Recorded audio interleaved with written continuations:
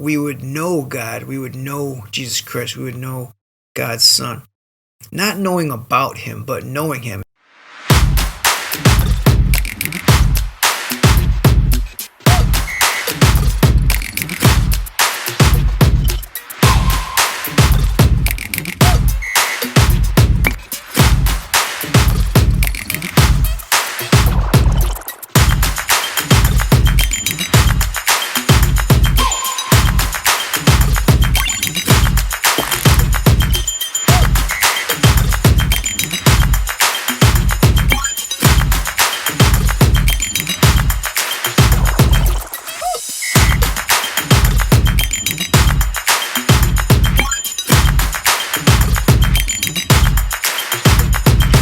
Welcome back to another week here at Ryan Answer M.Div.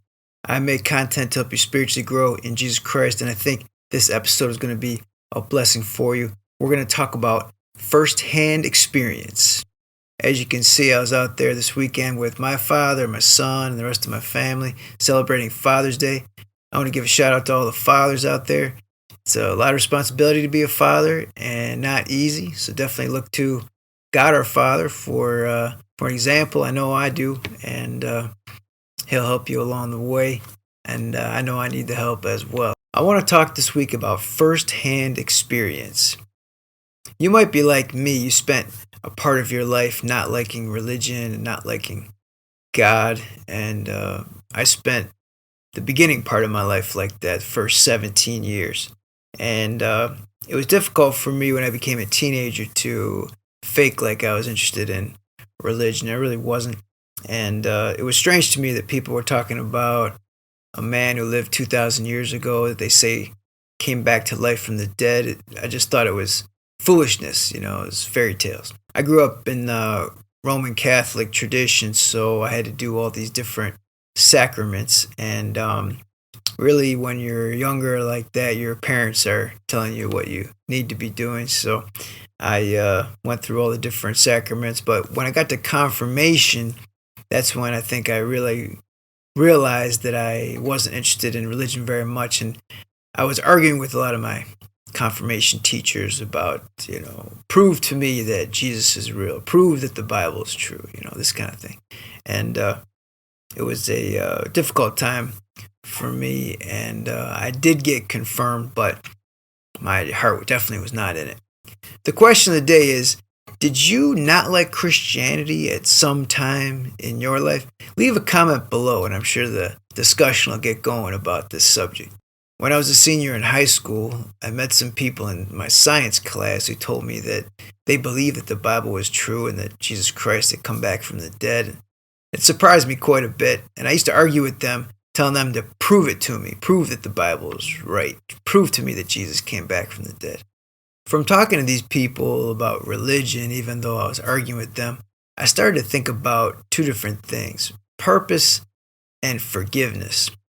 For me, I felt like I was just an average kid, pretty average at sports, I guess a little above average at school, but not a standout, any of those things. And so, as an average kid, I kind of wondered what my purpose was, like my unique purpose that was special for me.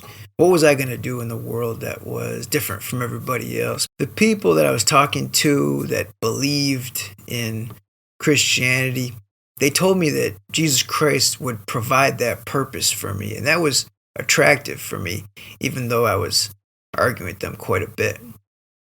Beyond purpose, I also was told about forgiveness, which is something that I wasn't interested in for a long time, but I started to reflect on all of the things I had done for those especially angry teenage years when I was upset all the time and took it out on my family a lot, took it out on my teachers and other people.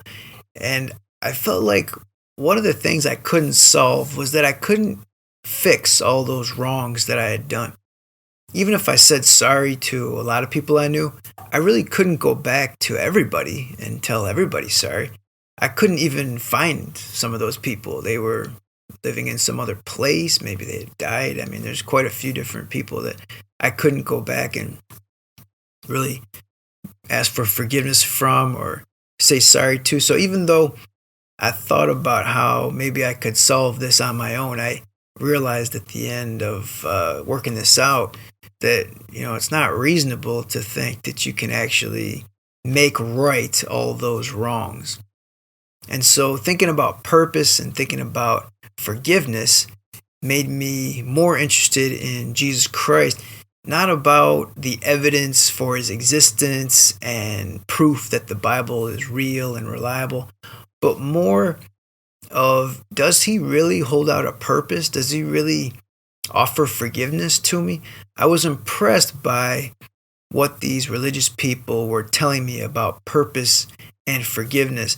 I felt like they were things that was difficult for me to generate on my own, and that if Jesus Christ really had those two things, that would really bring me close to him and I would really seek him out more. So in December of 1997, the 27th, in fact, I went to a youth conference that I had told all these religious people I wasn't going to go to. But I did go on one day of the multi-day event. I went to a few of the different sessions, but one session in particular, it was the evening one with a man named Reggie Dabbs. He talked about how he had been in a plane that was going through pretty severe turbulence. And it was making him think about life and think about decisions he had made. And he told us that, that event made him think that I need to do what I can today while I know it's here, because I don't know if tomorrow will be here. It really forced a lot of us that were listening to him to think about things and take action on things that we could maybe put off if we hadn't been thinking about it like that. And so when he talked about coming to know Jesus Christ to be forgiven of your sins, which is what I already been thinking of, and that Jesus Christ could provide a purpose, something I was already thinking about, I decided to pray at that time. So I first prayed to start to follow Jesus Christ, to accept his forgiveness for my sins at that time. Since that time, I really feel like Jesus Christ has given me that purpose and the forgiveness that I had been promised by these people that told me that these things were available in Jesus Christ. And so the purpose that I feel like I gained was a purpose from God himself to share his message with others as a minister of his word. Not to be somebody who is officially ordained or somebody who has certain degrees, but just to be someone who is sent out by God to share with others about the wonderful hope that he provides us, and the purpose and forgiveness that he gives, those two things that I really was focused on. But beyond the purpose of serving God himself, I gained the purpose of becoming a teacher. I became a teacher of the English language, and I've taught hundreds of students here in America and overseas in other countries. And it's really given me a great life that I feel like I did not have prior to coming to know Jesus Christ. I feel that God has a purpose for each of us, and it doesn't mean that the purpose has to be to have a job in a religious area. It could be any number of things, and in my case, it's a teacher. I asked Jesus to forgive my sins that night back in 1997, and I felt like he really did do that. So what I learned and what I felt and what I experienced at that time was forgiveness from Jesus Christ to me, so that no longer did I have something that I had between him and me. I didn't have this offense that I had done so many wrong things and I couldn't do anything about it. And also I feel like Jesus Christ gave me the peace that he had forgiven what I've done to other people. Now, I was motivated by this forgiveness from Jesus Christ to go talk to others that I had wronged and say sorry for a bunch of things I had done wrong. But the problem that I had where I couldn't find many other people that I had lost track of and couldn't solve the forgiveness problem with them. I felt like Jesus Christ gave me that peace that it's all right, that ultimately he has taken care of all of this and I don't need to worry. So I feel like he solved my sin problem between me and God, between me and others, and in that problem of not being able to reach out to others and ask for forgiveness from them. I wanted to share the story about how I went from someone who didn't like religion and then became a follower of Jesus Christ to explain about firsthand experience. You see, what happened to me was that I had a personal experience with Jesus Christ, a firsthand experience. And I think this is a biblical teaching as well. If you look at verses like Romans 8:16, it says, "The Spirit Himself bears witness with our spirit that we are children of God." Our spirit confirms that this experience we have with God is real and that we have had a firsthand experience with Jesus Christ. Also in John 17:3, it says, "And this is eternal life, that they may know you, the only true God, and Jesus Christ whom you have sent." So what it says there is that we would know God, we would know Jesus Christ, we would know God's Son. Not knowing about Him, but knowing Him. And that's like a first-hand experience example. So I think that from these verses and from my own personal experience of what happened to me, I feel very strongly that first-hand experience with Jesus Christ is vital. And I think it's the biblical teaching that we should have a personal experience with Jesus Christ. When I met Jesus Christ in 1997 in a personal way with that first-hand experience, I realized that before that day, I had only known about Jesus. I had only gone to church or read the Bible or even participated in prayers with other people as a bit of an outsider, like a person who's not firsthand, but in like the secondhand position. Like you're outside of the people that actually have an authentic relationship, authentic experience with God. And so at that time, I understood about knowing I understood the difference between knowing about God and knowing God. That's what I really believe happened. And this is very similar to another experience I had that I wanted to share to maybe illustrate this a little better. So, back in 2003, I used to watch news of the Iraq War here in the United States and talk with friends and family about it. And everyone talked about it with a confidence like they knew what was going on in Iraq because they'd seen the news.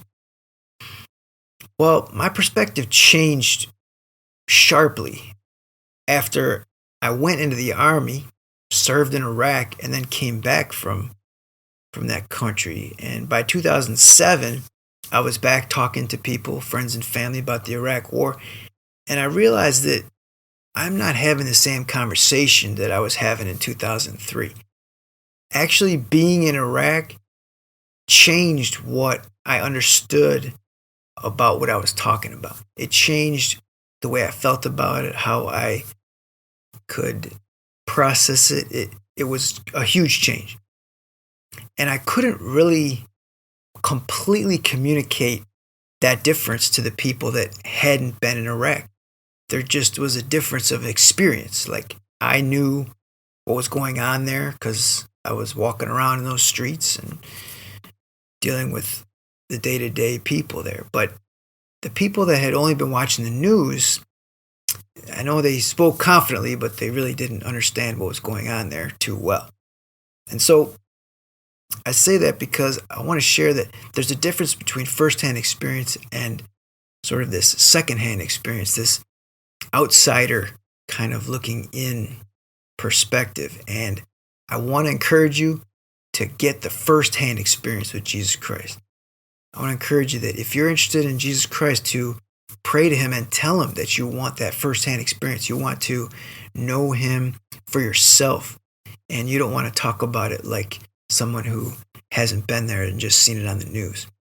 And so I really encourage you, if you're going in that direction, talk to some people about it too. Maybe you know some people that do have that first-hand experience, and you may haven't talked to them about that before. You never realize that there's something different about what they've experienced with Jesus Christ and what just anybody else has. And so I would encourage you to go in that direction. Pray to Jesus Christ. Tell Him what you're thinking about. Talk to your friends. Talk to Christian leaders. and gain that firsthand experience.